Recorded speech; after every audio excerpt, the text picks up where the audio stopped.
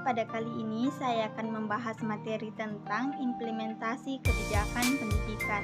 Yang pertama yaitu pengertian implementasi kebijakan pendidikan, yang kedua yaitu implikasi dan tahap implementasi pendidikan, yang ketiga yaitu model implementasi kebijakan pendidikan, dan yang keempat yaitu pendekatan implementasi kebijakan pendidikan. Yang kelima yaitu faktor-faktor penentu implementasi kebijakan pendidikan. Materi pertama yaitu pengertian implementasi kebijakan pendidikan. Menurut Supandi dan Ahmad Sanusi menjelaskan bahwa implementasi kebijakan adalah suatu proses menjalankan satu alternatif kebijakan yang telah diputuskan dari beberapa alternatif kebijakan yang dirancang sebelumnya. Jika dikaitkan dengan implementasi kebijakan pada bidang pendidikan, dapat berarti bahwa suatu implementasi kebijakan pendidikan merupakan proses menjalankan satu alternatif kebijakan pendidikan yang telah dipilih dan diputuskan. Menurut Van Meter dan Van Horn, mengemukakan bahwa implementasi kebijakan pendidikan adalah keseluruhan tindakan yang dilakukan baik oleh individu atau kelompok dan pemerintah atau instansi swasta untuk menjalankan suatu kebijakan yang telah dibuat sebelumnya guna mencapai tujuan pendidikan.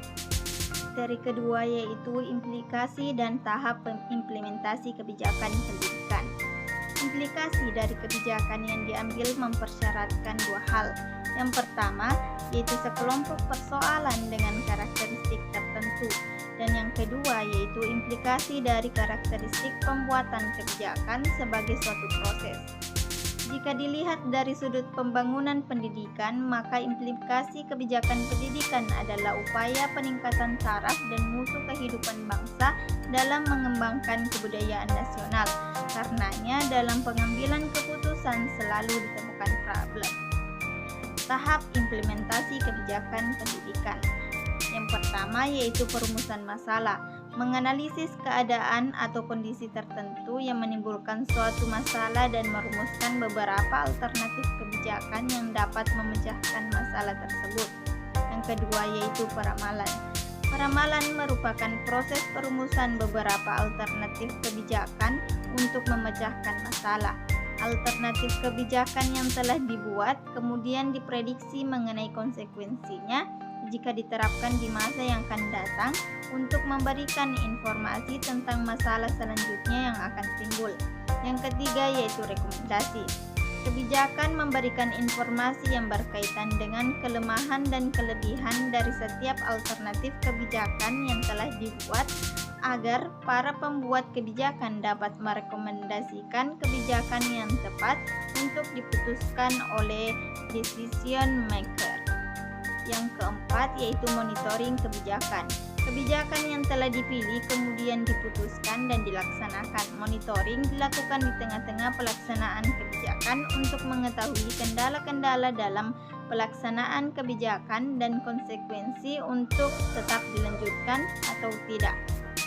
Yang kelima yaitu evaluasi kebijakan. Evaluasi kebijakan merupakan kegiatan penilaian terhadap kinerja kebijakan, memberikan informasi tentang hasil kebijakan yang telah diterapkan.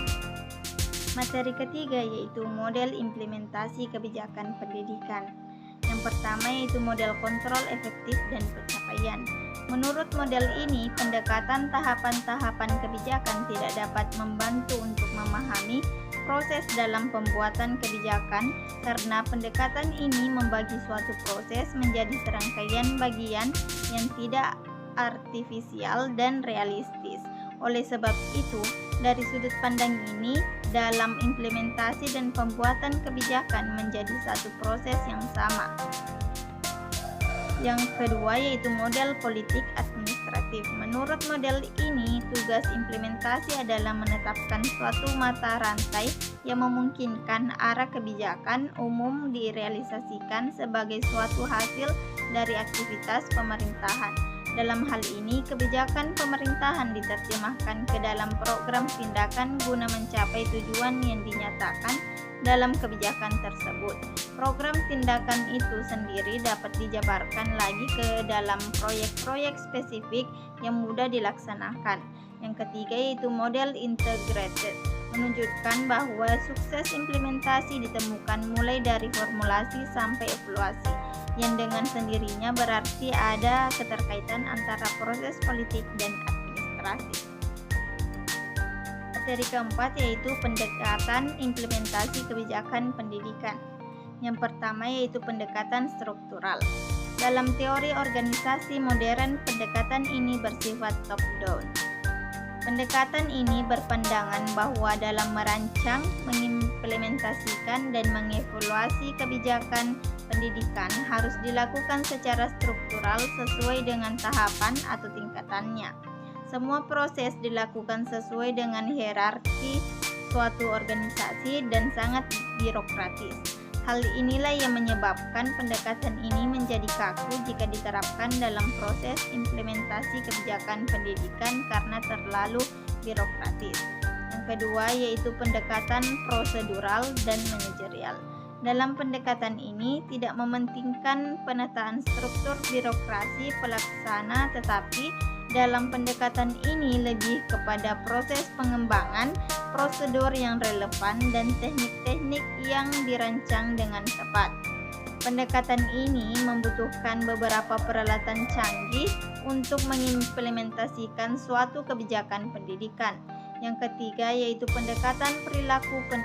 Pendekatan ini meletakkan perilaku manusia sebagai pelaksana dari seluruh kegiatan implementasi kebijakan. Implementasi kebijakan pendidikan akan berjalan dengan baik bila perilaku manusia dengan semua sifat-sifatnya juga dikategorikan baik. Yang keempat yaitu pendekatan politik. Pendekatan ini menekankan pada faktor-faktor politik yang berkuasa dalam memperlancar dan menghambat proses implementasi kebijakan pendidikan. Implementasi kebijakan pendidikan harus mempertimbangkan realitas-realitas politik. Materi terakhir atau materi kelima yaitu faktor penentu implementasi kebijakan pendidikan. Ada tiga yaitu yang pertama yaitu faktor yang terletak pada rumusan kebijakan yang telah dibuat oleh para pengambil keputusan, menyangkut kalimatnya jelas atau tidak, sasarannya tepat atau tidak, mudah dipahami atau tidak, mudah diinterpretasikan atau tidak, dan terlalu sulit dilaksanakan atau tidak.